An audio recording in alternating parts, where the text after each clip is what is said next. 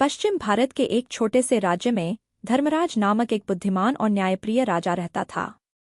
उसकी प्रजा के मन में उसके लिए बहुत श्रद्धा और आदर था। राजा धर्मराज बहुत लंबा, ऊंचा और रूपवान था।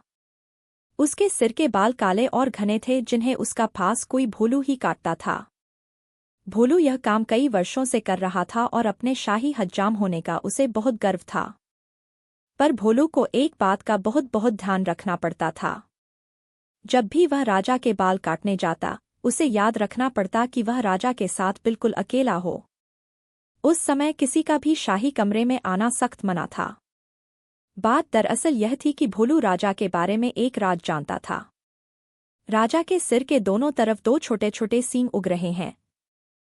यह बात सिर्फ राजा और उसका नाई जानते थे। जब भोलू ने पहली बार यह नजारा देखा तो वह भौचक्का रह गया। लेकिन उसने राजा से वादा किया कि इस बात का जिक्र वह कभी किसी से नहीं करेगा। महाराज, आप निश्चिंत रहें, भोलू राजा से बोला। आपका यह राज मेरे पास सुरक्षित है।